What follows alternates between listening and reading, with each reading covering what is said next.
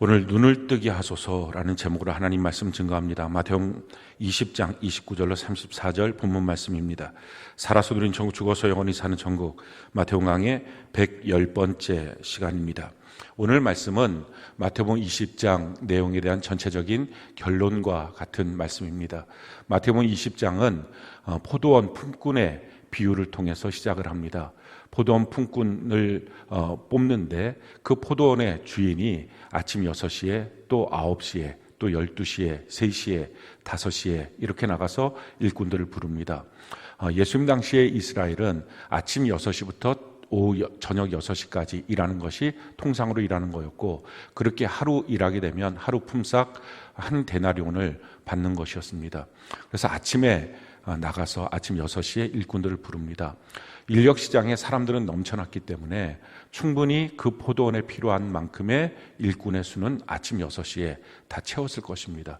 그렇게 다 불러놓고 그리고 나서 또 9시에 나가고 12시에 나가고 3시에 나가고 5시에 나갑니다. 그렇게 나간 이유는 포도원 때문에 포도원의 일이 더 필요해서 사람을 부른 게 아니라 그들이 하루 먹고 하루 벌어서 그렇게 사는 사람들인데, 품꾼들이 품삯이 없으면 그 가족들과 그 사람이 참 곤욕을 치르고 굶어 죽을 수도 있다 하는 마음 때문에 그들을 향한 배려로 은혜를 베풀기 위해서 9시, 12시, 3시, 5시 이렇게 나가서 불러온 것입니다. 우리같이 연약한 사람들에게 은혜를 베푸시는 하나님 아버지의 모습을 그렇게 포도원 주인으로 이렇게 모습을 보여준 것입니다. 그렇게 하고 5시부터 오후 5시에 온 사람부터 품삯을 나눠주는데 한 데나리온씩을 나눠줍니다. 새벽 6시에 온 사람은 자기는 더 일을 많이 했으니 더 받으리라 생각을 했는데 똑같이 한 데나리온을 주니까 원망하고 불평합니다. 우리가 이와 같은 예수님의 비유 속에서 한 가지 질문을 던지게 됩니다. 과연 누가 제일 큰 은혜를 받은 사람인가 하는 것입니다. 새벽 6시에 온 사람이 은혜를 받은 사람인가, 아니면 오후 5시에 와서 1시간만 일하고 똑같은 돈을 받은 사람이 가장 큰 은혜를 받은 사람인가 하는 것입니다. 어떤 사람들은 1시간밖에 일하지 않고 그렇게 한 데나리온의 돈을 받았으니 그 사람이 가장 큰 은혜를 받은 것이리라 이렇게 말하고 싶은 사람이 있을지 모릅니다. 아마 돈과 육체적인 관계로만 놓고 본다면 그럴 수 있겠죠. 근데 사실은 그 삶 전체를 놓고 본다면 새벽 6시에 부름을 받은 사람이 가장 은혜를 받은 사람입니다.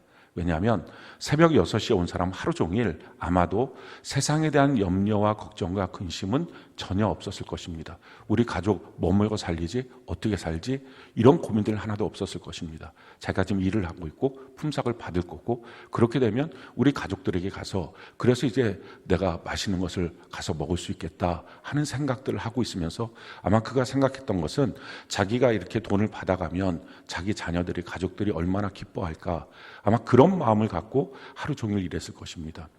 그런 거에 비해서 이 5시에 온 사람, 어쩌면 하루 종일 이제 끝났다, 이제 망했다, 이 시간에 누가 나를 불러갈까, 이 빈손으로 들어가면 우리 가족들의 그 실망한 모습, 굶어 있는 그 모습 내가 어떻게 감당할까, 하루 종일 염려, 걱정, 근심, 이걸로 그냥 가득 찬 생활을 보냈을 것입니다. 누가 더 은혜 받은 겁니까?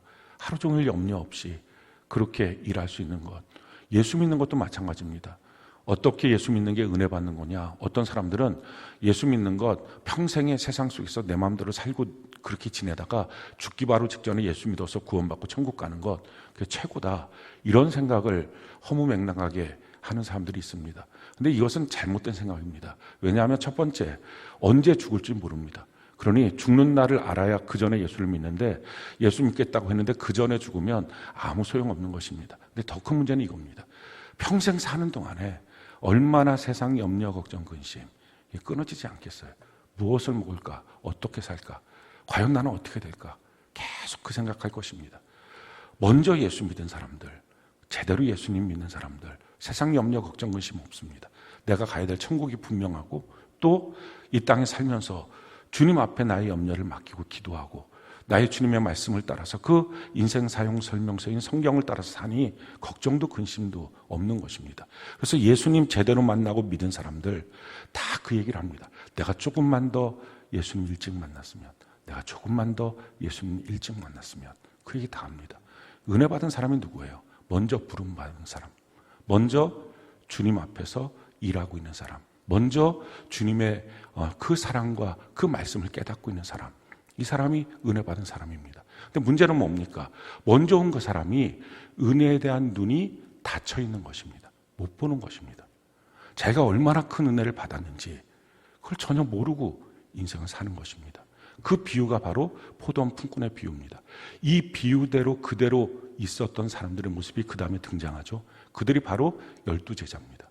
이 12사도 참 놀라운 은혜를 받은 사람들이죠. 근데 이들이 전혀 자기가 받고 있는 은혜를 몰랐어요. 이들이 받은 은혜가 무엇입니까? 성경에 보면 이렇게 나오고 있습니다. 누가복음 6장 12절로 13절 같이 한번 목소리 한번 읽어볼까요? 시작. 이때 예수께서 밤이 새도록 하나님께 기도하시고 밝음에 그 제자들을 부르사 그 중에 12를 택하여 사도라 칭하셨으니, 보통 예수님이 움직일 때는 한 2만 명 정도의 사람들이 예수님을 따라다녔습니다. 그들 가운데 밤새도록 예수님이 기도하시고 그 12명을 뽑은 것입니다. 그 12명, 12사도가 되었다는 사실 자체만으로도 너무 놀라운 은혜죠. 주님이 밤새도록 기도해서 주님이 나를 뽑으셨구나, 이 놀라운 거죠. 그 다음에 마가복음 3장이 이와 같이 등장합니다. 3장 13절로 15절 같이 한번 목소리 읽어볼까요? 시작. 또 산에 오르사 자기가 원하는 자들을 부르시니 나아온지라. 이에 12를 세우셨으니 이는 자기와 함께 있게 하시고 또 보내사 전도도 하며 귀신을 내쫓는 권능도 가지게 하려 하심이로라. 자기가 원하는 자들이었어요. 밤새도록 기도해서 명단이 나왔죠. 근데 그들이 정말 예수님이 원했던 사람들이에요. 그 원한 사람들 한 사람 한 사람 주님 불렀어요. 그리고 가장 첫 번째, 너는 나랑 함께 있자. 우리가 싫은 사람이랑 함께 있을 수 있나요? 너무 사랑하는 사람 함께 있자. 그리고 전도도 하고 또 나가서 귀신도 쫓아내는 권능도 주신 것입니다. 이 놀라운 은혜를 받은 것, 이게 12사도예요. 근데 문제는 이 놀라운 은혜를 받았는데 그게 눈이 다 가려져서 못 보는 것입니다. 자기가 지금 어떤 자리에 있고 어떤 은혜를 받았고 어떤 귀한 것들 가운데 자기가 있는지 전혀 모르는 것입니다. 그러니 예수님이 십자가에 죽으신가 부활에 대해서 3번씩이나 설명할 때 못 듣습니다. 왜 못 듣습니까? 딴 생각들을 하고 있으니까. 예배 시간에 다 같이 앉아있는 것처럼 보이지만 사실은 제대로 말씀을 못 듣기 때문에 딴 생각하고 있으니까, 그러니까 끝나고 나면 다 엉뚱한 한두 가지 말을 하든지 모르고 아예 기억도 안 난다 그러고 그냥 엉뚱한 생각들만 하는 이유, 못 듣는 것입니다. 왜? 딴 생각을 하니까. 그렇게 딴 생각을 하고 있다가 그 딴 생각이 뭡니까? 주님 나라에서 내가 우편 좌편 이 생각들만 하고 있는 것입니다. 내가 어느 자리에 차지할까? 이미 그들이 있는 그 자리가 얼마나 은혜의 자리인데 그걸 못 보는 것입니다. 그 못 보는 그들과 대비해서 오늘 마지막에 보여주고 있는 것, 여리고 길가에 있는 소경 2명의 모습을 보여줍니다. 마가복음 10장에 보면 그들이 거지였다 그러고 그들 중에 한 사람의 이름이 바디메오라고 말합니다. 그 바디메오에 대한 정보가 이렇게 나오죠. 마가복음 10장 46절 같이 한번 한 목소리 한번 읽어볼까요? 시작. 그들이 여리고에 이르렀더니 예수께서 제자들과 허다한 무리와 함께 여리고에서 나가실 때에 디메오의 아들 맹인 거지 바디메오가 길가에 앉았다가, 맹인 거지 바디메오, 그들은 거지였어요. 근데 디메오의 아들, 디메오라는 말의 뜻이 맹인이라는 뜻입니다. 그러니까 맹인의 아들, 대대로 무슨 일인지 모르겠지만 그 아버지도 맹인, 자기도 맹인, 이런 불쌍한 사람, 이 둘이 지금 거기에 있는 것입니다. 그런데 그 둘이, 사람들이 많이 지금 지나가는 소리가 들립니다. 어떻게 보면 그 거지에게서는 대목이죠. 여기서 동양 많이 받자. 그래서 물어봅니다. 왜 이렇게 사람들이 지금 많이 지나가나요? 근데 그들 중에 한 사람이 얘기해 줍니다. 나사렛 예수가 지나가. 그 말을 듣자마자 이 소경 거지 바디메오, 이 사람의 생각이 혁명적으로 바뀝니다. 이 소경 거지 이 둘은요, 예수님에 대한 지식들을 그 전에 갖고 있었던 것이 분명합니다. 우리가 믿음이 다 되지 않아도 성경을 읽어야 합니다. 우리가 다 믿음이 되지 않아도 말씀을 들어야 합니다. 그리고 그 말씀을 나누어야 합니다. 차곡차곡 내 안에 그 말씀이 무엇인지, 예수님이 누군지, 교회가 뭔지 이걸 채워놓고 있다가 어느 날 믿음이 되는 순간에 그 모든 것이 능력이 됩니다. 지금 소경거지 바디메오가 지금 그런 거예요. 예수님을 만난 적이 없으니 믿음이 되진 않았겠죠. 근데 소경의 눈이 띄어진다. 죽은 자가 살아난다. 진리의 말씀을 전파하신다. 그분이야말로 하나님이 보내신 메시아다. 이런 여러 가지에 대한 정보들을 갖고 있었습니다. 그 정보가 예수님이 지나가신다는 그 말 한마디를 들을 때 혁명적 생각으로 바뀌게 된 것입니다. 내가 여기서 동냥하고 있을 때가 아니라 눈 떠야 되겠다. 그래서 외치기 시작합니다. 다윗의 자손 예수여, 내 눈을 나를 불쌍히 여겨주소서. 다윗의 자손 예수여, 날 불쌍히 여겨주소서. 그때 예수님이 그를 부르죠. 내가 너한테 뭐 해주기 원하느냐? 주님, 내가 눈 뜨기 원합니다. 참 주님께서 오늘 저와 여러분들에게 뭐 해주기 원하니? 라고 물어보면 제대로 답변할 수 있을까요? 세베대의 아내 그 샬로메와 야고보와 요한 3년 반 동안 주님 따라다녔던 그들에게 그들이 예수님께 왔을 때 주님이 똑같이 물어봅니다. 내가 무엇 해주기 원하느냐? 그랬더니 말합니다. 하나님 주의 좌편에, 하나님 주의 우편에. 그때 주님이 말씀합니다. 너희가 지금 구해야 될 것을 너 지금 모르고 있다. 못 보니까 뭘 구해야 될지도 모르는 것입니다. 근데 이 소경, 육체적으로 눈이 멀어 있었어요. 근데 멀어 있는 그들에게 주님이 물어봅니다. 내가 뭐 해주기 원하니? 그랬더니 이 소경이 말합니다. 주님, 나 눈뜨기 원합니다. 근데 여기서 이 눈뜨기 원한다라고 하는 이 눈의 단어가 특별합니다. 그냥 육체적인 눈을 좀 떴으면 좋겠어요. 이 단어가 아니라 주님, 빛을 보고 싶습니다. 이 단어예요. 지금 빛 대신 주님이 지나가는데 저 소경이라서 주님 못 봐요. 진리 대신 주님이 지나가시는데 저는 소경이라서 못 봐요. 빛 대신 주님 보고 싶어요. 주님께서 그를 불쌍히 여기서 눈을 띄워줍니다. 그랬더니 그 길에서 예수님을 따라갑니다. 너무 당연하죠. 주님 보고 주님 따라가고 싶었기 때문에 눈 뜬 겁니다. 갈등 없이 주님 따라가는 것입니다. 오늘 이 결론의 말씀을 보면서 우리가 우리 자신에게 던져야 될 것은 이것입니다. 나는 눈 뜬 사람인가? 아니면 눈 감고 있는 사람인가? 이 제자들은 자기 눈 뜨고 있다고 생각했어요. 다 본다고. 예수님도 보고 다 보고 있다고. 근데 사실은 그들은 소경이에요. 자기 자리에 자기가 받은 은혜 하나도 못 봤어요. 근데 눈 감고 있었던 것 같은 이 소경 바디메오, 그들은 실제로는 눈이 뜨여진 거예요. 제가 뭘 봐야 될지 그걸 알았어요. 성경이 우리에게 이렇게 말씀합니다. 요한복음 9장 39절로 41절 우리 같이 한번 한 목소리 읽어볼까요? 시작. 예수께서 이르시되 내가 심판하러 이 땅 이 세상에 왔으니 보지 못하는 자들은 보게 되고 보는 자들은 맹인이 되게 하려 함이라 하시니 바리새인 중에 예수와 함께 있던 자들이 이 말씀을 듣고 이르되 우리도 맹인인가? 예수께서 이르시되 너희가 맹인이 되었더라면 죄가 없으려니와 본다고 하니 너희 죄가 그대로 있느니라. 주님이 이 땅에서 심판하십니다. 말씀으로 지금도 심판하십니다. 그 심판의 내용이 뭡니까? 본다고 하는 사람은 못 보는 거고 보지 못한다고 하는 사람이 보이기 시작할 것이다. 안다고 하는 사람은 무지한 가운데 빠져 있는 거고 모른다고 하는 사람이 이제는 지혜와 지식을 얻을 것이다. 너희가 본다고 말하니까 너희 죄가 그냥 그대로 있는 거다.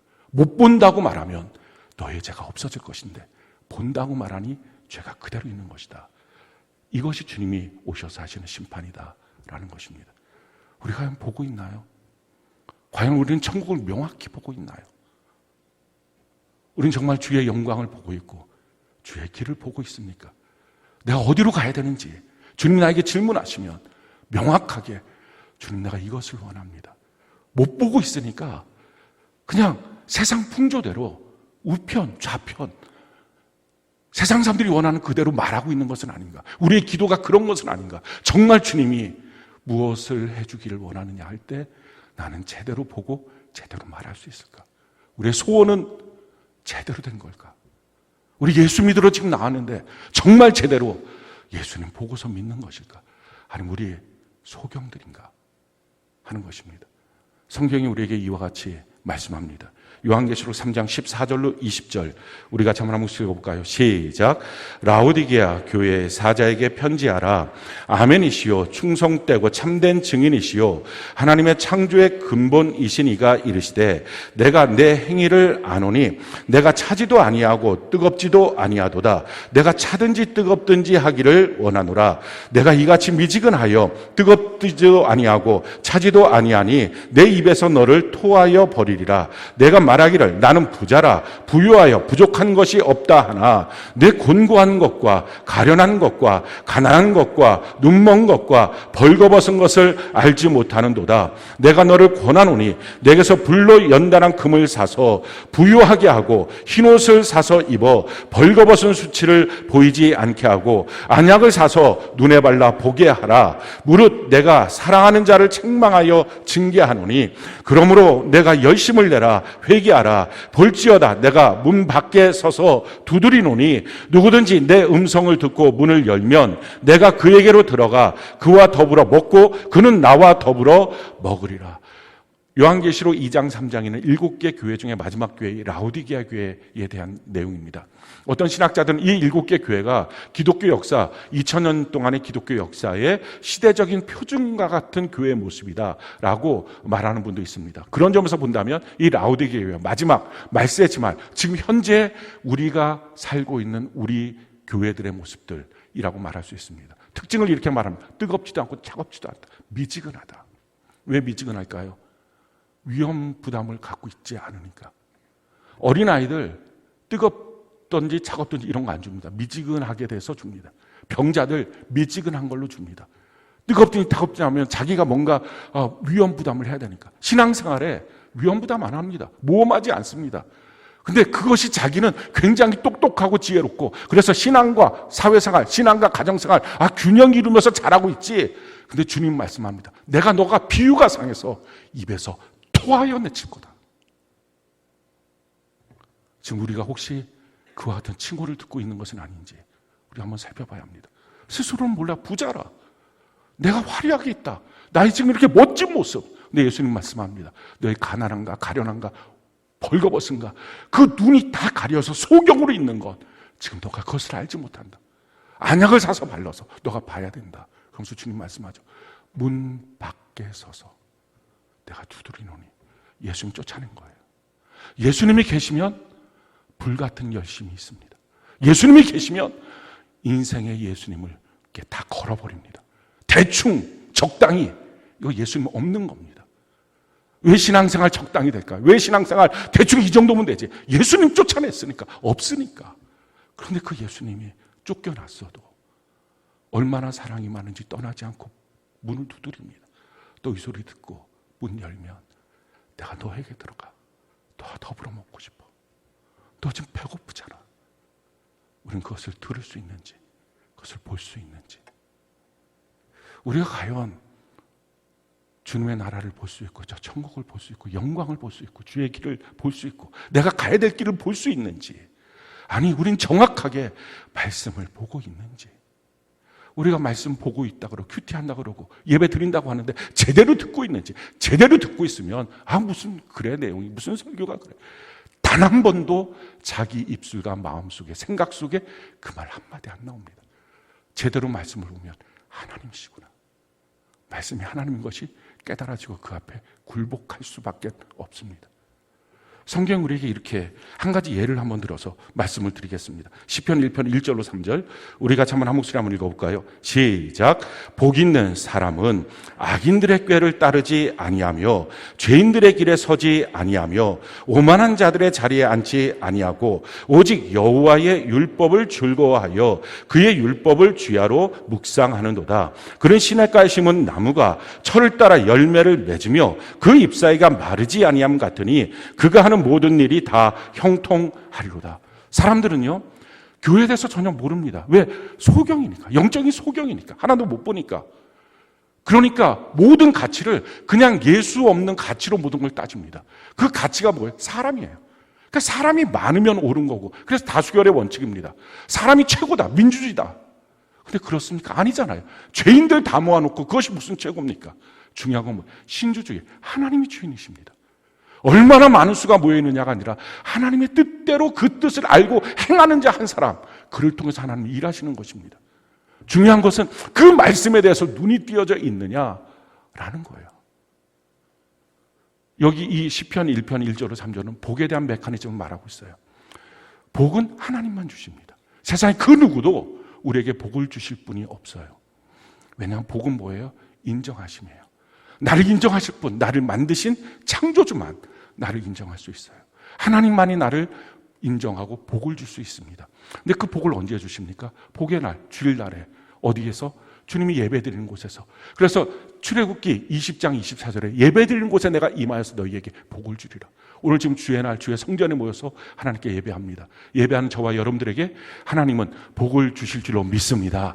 말씀대로 신실하신 하나님, 복을 주신다고요. 그럼 예배가 끝나고 나면 우리가 뭐가 됐어요? 복을 받았으니 복 있는 사람이 된 것입니다. 자, 중요한 것은요, 이 시간에 누구든지 예배에 참여하고 주님께 예배했던 모든 사람들 다 복을 받아서 복 있는 사람이 됐는데 그 복은 세상 사람들이 하나도 못 봅니다. 왜? 하나님의 인정하심이니까 겉으로 드러나지 않습니다. 예배를 드렸다고 해서 내 옷이 바뀌거나 예배를 드렸다고 해서 호주머니에 뭐가 생기거나 그런 거 없습니다. 인정하심을 받은 거예요. 근데 인정하심을 받고 난 다음에 반드시 그 복을 받았으면 어떻게 살아야 됩니까? 하나님의 뜻대로 살아서 형통을 누려야 됩니다. 그게 시편 1편 1절부터 3절까지의 말씀입니다. 복 있는 사람은 어떻게 살아서 그 모든 일이 형통해야 된다. 형통이 뭐예요? 좋은 성공. 그래서 주변 사람들이 야, 예수 믿는 것이 다르구나. 예수 믿는 것이 삶에 여러 가지 열매들이 있구나. 이 형통이 보이는 것입니다. 이게 안 보이니까 예수 믿는 것이 도리어 주변 사람들에게 예수 믿지 못하게 만드는 벽으로 만들어 주는 것입니다. 자, 그러면 복을 받았는데 복 받은 우리가 한 주간 동안 어떻게 살아야 형통, 열매가 맺어질까요? 그 내용을 지금 성경이 두 가지의 조건을 말씀하고 있는 거죠. 시편 1편 1절에 보니까 악인에게 죄인의 길, 오만한 자의 자리에 앉지 말라. 이게 다 무슨 말입니까? 오만한 자, 또 죄인, 악인, 사람이에요. 사람 조심하고, 사람 생각 조심하고, 사람의 수에 끌려다니지 말고, 사람의 관심에 끌려다니지 말고, 세상 풍조 이런 거 끌려다니지 말고, 자기가 갖고 있던 가치관들 이런 것들 좀 내려놓고, 사람이 중요하지 않아. 사람 조심해야 돼. 교회에 와서도 하나님의 말씀 듣기 전에 사람의 말 먼저 듣고, 하나님의 위로받기 전에 사람의 위로, 하나님과 교제하기 전에 사람들과의 교제, 이걸로 그냥 온통 인생을 사니 교회가 뭔지를 모르니 무슨 복을 받아도 형통이 어디 있습니까? 그러니 예수 믿는 것 다 시간이 지나면 지날수록 종교밖에 안 되는 거예요. 그 종교 갖고서는 아무것도 할 수 없습니다. 사람 조심하고, 그 다음에 뭡니까? 주야로 주의 율법을 즐거워하며 말씀 붙잡아야 된다. 사람 조심하고 말씀 붙들고 살면 복이 형통이 돼. 예배 시간 나와서 너가 복을 받았으면 한 주간 사람 조심하고 사람에게 끌려다니지 말고 말씀 붙들고 살아야 돼. 그러면 너의 삶 속에 이와 같은 열매가 맺어져 하는 모든 일이 다 형통해 라고 주님 말씀하시는 거예요. 문제는 말씀을 모르니까, 교회를 와도 사람밖에 안 보이니까, 교회를 와도 사람들이 하는 것들밖에는 모르니까 결국은 주의 영광을 보지 못합니다. 지금 우리의 모습은 어떤가요? 제대로 보고 있습니까? 못 보는 사람입니까? 우리가 오늘 이 예배를 통해서 우리의 눈이 띄어져야 되지 않을까요? 정말 주님의 영광을 보기 원합니다. 나 천국을 명확히 보면 열심 없이 어떻게 신앙생활이 가능할까요? 천국이 명확히 보이는데, 주님의 영광이 명확히 보이는데 어떻게 비굴하고 비겁하고 찢기같이 가라앉아 있을 수 있을까요? 내 눈을 띄워주소서. 오늘 우리의 진정한 기도의 제목이 하나님께 올라가기를 바랍니다. 그렇다면 어떻게 우리의 눈이 띄어질 수 있을까요? 오늘 이 소경 바디메오가 행하였던 이 스텝들을 보면서 우리가 주님 앞에 좀 도움을 받길 원해요. 이렇게 하는 방식이 있구나 하는 걸 좀 깨닫고 우리가 한번 그렇게 주님 앞에 나가서 제대로 우리의 눈이 띄어지는 시간이 되길 바랍니다. 첫 번째는요, 찾아온 기회를 절대로 놓치지 말라 하는 것입니다. 소경 거진 바디메오, 주님이 어디 계신지도 모르고 그는 앞도 못 보니까 자기가 찾아갈 수가 없었어요. 우리도 똑같습니다. 주님이 어디에 계신지, 어디서 역사하신, 어디서 일하시는지 못 봅니다. 모릅니다. 그러니 우리가 어떻게 주님 찾아갈 수가 없습니다. 근데 주님이 찾아오신 거예요. 소경거지 바디메오. 그 동냥하고 있는 그 길에 주님이 일부러 지나가시는 것입니다. 주님이 찾아오시는 그 순간, 내게 찾아온 이 기회, 이거 놓치지 말라 하는 것입니다. 성경이 이렇게 우리에게 말씀합니다. 이사야 55장 6절로 7절, 우리 같이 한번 한 목소리 한번 읽어볼까요? 이사야 55장 6절로 7절 같이 한 목소리 시작. 너희는 여호와를 만날 만한 때에 찾으라. 가까이 계실 때에 그를 부르라. 악인은 그의 길을, 불의한 자는 그의 생각을 버리고 여호와께 돌아오라. 그리하면 그가 긍휼히 여기시리라. 우리 하나님께로 돌아오라. 그가 너그럽게 용서하시리라. 하나님을 만날 만한 때, 지금 얼마나 좋습니까? 하나님이 공식적으로 만나겠다고 말했던 주일날 예배 시간, 내 교회에서 주님의 성전에 와서 지금 이 시간 주님이 가장 가까이 계실 때 주님 만나는 것입니다. 주님 만나려면 꼭 필요한 게 이거예요. 마지막 의식. 다음 주에 또 있지 뭐. 다음번에 또 하시면 되지. 뭐 평생 드릴 예배인데. 그렇지 않아요. 이게 내게 찾아온 마지막 기회처럼 여기고 주님 앞에 구하는 것입니다. 실질적으로 바디메오는요, 이게 마지막 기회였어요. 그리고 예수님은 올라가셔서 예루살렘에 가서 십자가에 못 박혀 죽으셨어요. 다시는 못 돌아올, 다시는 못 만날 순간이었어요. 우리도 그런 사람들 있지 않겠어요? 매번 드려지는 예배일까요? 그렇지 않습니다. 지금 못 만나면 평생 예배를 드려도 만나지 못할 사람들도 있을지 몰라요. 주님, 이것이 내 인생의 마지막입니다. 주님, 내가 만나야 되겠습니다. 내게 찾아온 이 기회에 내가 주님을 찾습니다. 그렇게 주 앞에 구하는 것입니다. 두 번째, 주님만이 유일한 구원자다. 이걸 믿는 것입니다. 지금 앞에 지나가는 사람한테 소경거지 바디메오가 묻습니다. 왜 이렇게 사람들이 지나가요? 그랬을 때 지금 이 본문에서 나와 있지 않지만 마가복음에서는 이 본문을 이렇게 설명하고 있어요. 마가복음 10장 47절 같이 한번 읽어볼까요? 시작. 나사렛 예수시란 말을 듣고 소리질러 이르되 다윗의 자손 예수여 나를 불쌍히 여기소서 하거늘. 지나간 사람이 말합니다. 나사렛 예수 지나가잖아. 인기 주인공. 근데 여기서 이 나사렛이라고 하는 말, 예수님에 대해서 앞에 붙이고 있는 지명, 거기에 대한 평가들이 이렇습니다. 요한복음 1장 46절 같이 한번 읽어볼까요? 시작. 나다나엘이 이르되 나사렛에서 무슨 선한 것이 날 수 있느냐? 빌립이 이르되 와서 보라 하니라. 아주 이 편견 속에 쌓여 있던 지역인 나사렛입니다. 사람들이 별로 하찮게 보는 거예요. 별것 아닌 도시. 그러니까 지금 나사렛 예수라고 말하는 것은 예수님에 대해서 개천에서 용남본, 별거 날 것도 없는 데에서 좀 대단한 선지자가 나왔어. 그래, 우리가 좀 주목할 만한, 병도 고치고, 이 정도 분이 나오셨어 하면서 따라가는 사람들이 그 정도 말하고 가는 것입니다. 그 말을 듣자마자 이 소경거지 바디메오, 신학을 한 것도 아니었어요. 근데 그가 갖고 있었던 여러 가지 예수님에 대한 그 선지식, 소경의 눈을 띄워줬다는 그 선지식 하나를 붙잡고 외칩니다. 다윗의 자손 예수여 날 불쌍히 여기소서. 나사렛 예수여 날 불쌍히 여기소서. 이게 아니었어요. 그에게 있어서 이 다윗의 자손이라는 말의 뜻은요, 이스라엘 백성들에게 다윗의 자손이라는 말의 뜻은 유일한 메시아라는 뜻이에요. 하나님이 보내주신 유일한 메시아. 누가 뭐라 그래요? 누가 나사렛 예수라고 하면 나에게는 저분이야말로 하나님이 내게 주신 유일한 구원자 메시아야. 다윗의 자손 예수여 날 불쌍히 여기소서. 그 의식을 가질 때 다른 사람 뭐라는 거 다 상관없어. 나의 이 문제 해결자는 예수님밖에 없어. 내 삶의 문제 해결하실 분 예수님 한 분이야. 내 영혼의 문제 해결하실 분 예수님 한 분이야. 그 마음을 가질 때 그럼 주님 만날 수 있어요. 성경이 이렇게 말합니다. 시편 16편 2절 같이 한번 읽어볼까요? 시작. 내가 여호와께 아뢰되 주는 나의 주님이시오니 주밖에는 나의 복이 없다 하였나이다. 다윗의 고백입니다. 주님 말고는 내겐 복이 없어요. 주님 말고는 나의 이 문제, 내 삶을 바꿔주실 분이 없어요. 성경이 이렇게 말합니다. 예레미야 29장 12절로 13절 같이 한번 읽어볼까요? 시작. 너희가 내게 부르짖으며 내게 와서 기도하면 내가 너희들의 기도를 들을 것이요 너희가 온 마음으로 나를 구하면 나를 찾을 것이요 나를 만나리라. 너희가 내게 와서 기도하면 내가 들어주고 응답할 거야. 그러면서 조건이 뭡니까? 너희가 온 마음으로 전심으로 내게 부르짖으면. 마음이 나눠질 게 뭐가 있어요? 나의 구원자는 유일하게 예수님 한 분인데 다른 것에 내 마음을 둘 게 뭐가 있습니까? 다른 누군가 나의 이 문제 해결해 주실 분 누가 있어요? 유일하게 예수님 뿐입니다. 온 마음으로 주님께 구하는 것입니다. 그러면 너가 나를 만나고 너가 나를 찾을 수 있어 라는 것입니다.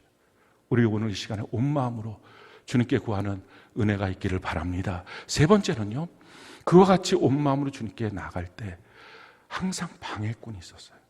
우리의 신앙은 진공 상태에서 하지 않아요. 신앙생활에 방해꾼이 있어요.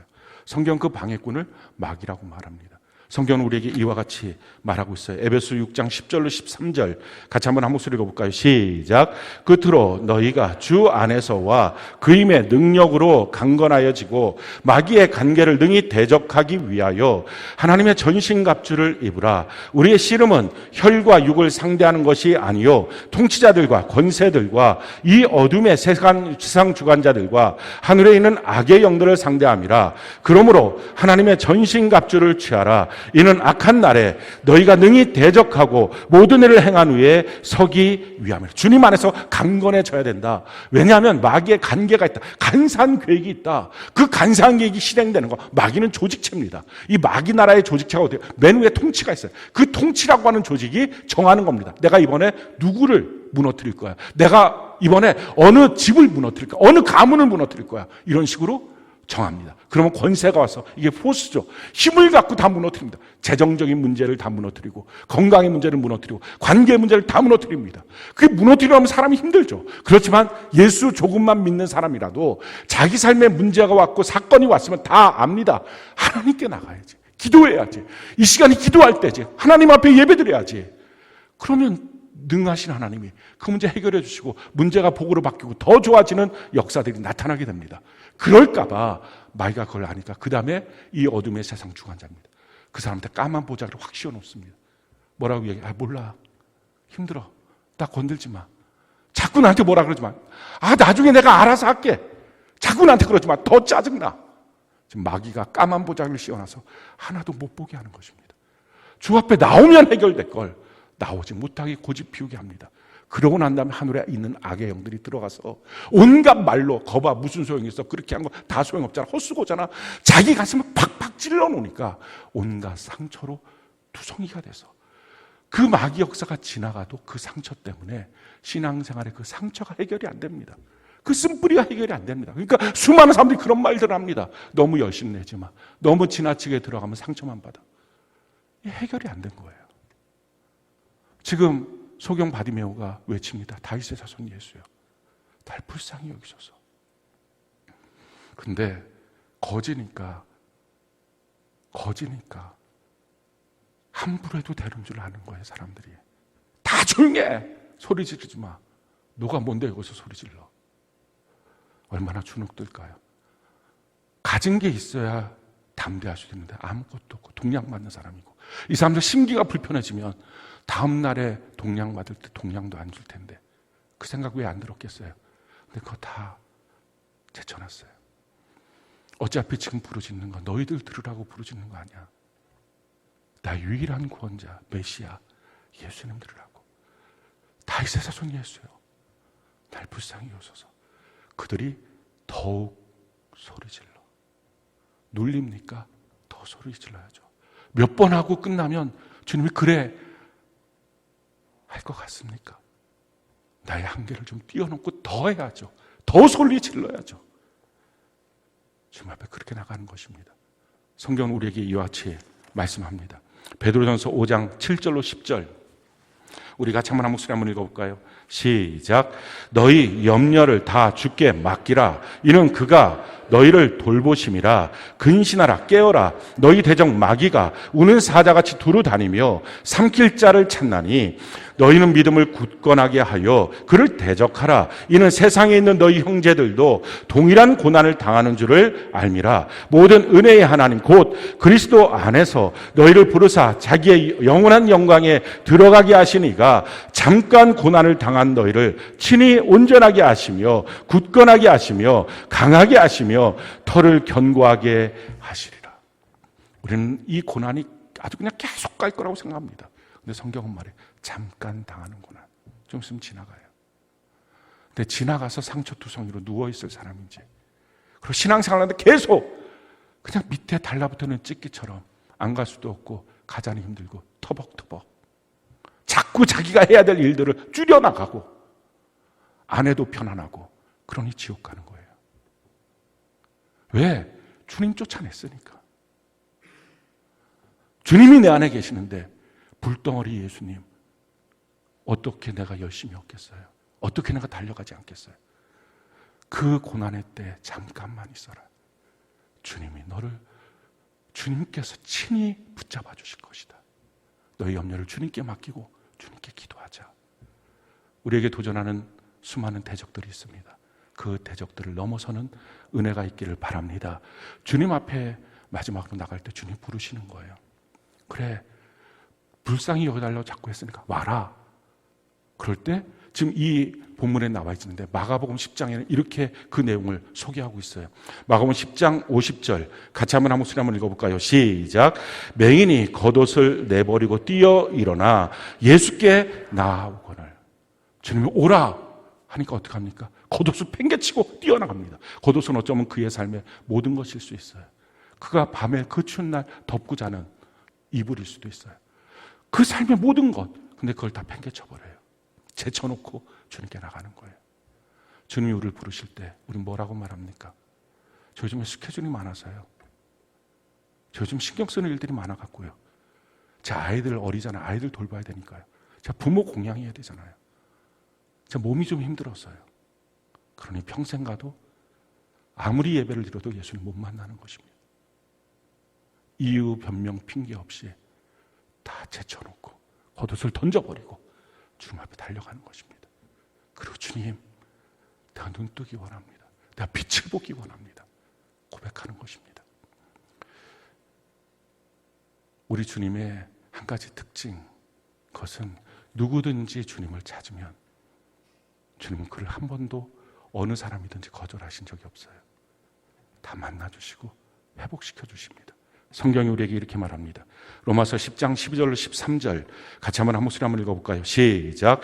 유대인이나 헬라인이나 차별이 없음이라 한 분이신 주께서 모든 사람의 주가 되사 그를 부르는 모든 사람에게 부요하시도다. 누구든지 주의 이름을 부르는 자는 구원을 받으리라. 헬라인이나 유대인이나 차별이 없으시다. 어느 누구든지 주님의 이름을 부르면 다 구원을 받는다.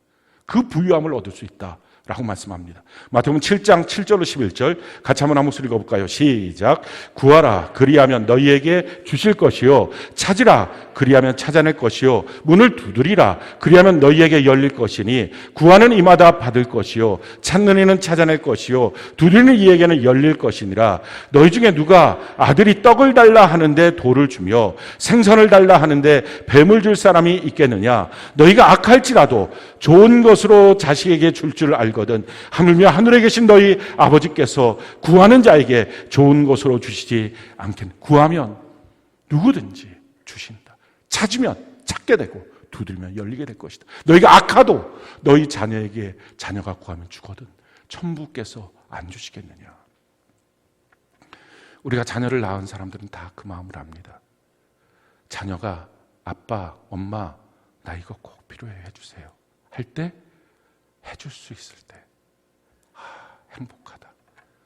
엄마 잘 됐다. 아빠 잘 됐다 하는 마음 다 같습니다.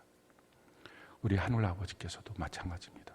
주여 날 불쌍히 여겨주세요 했을 때 우리 주님이 도와줄 수 있을 때 그때가 우리 주님의 영광이에요.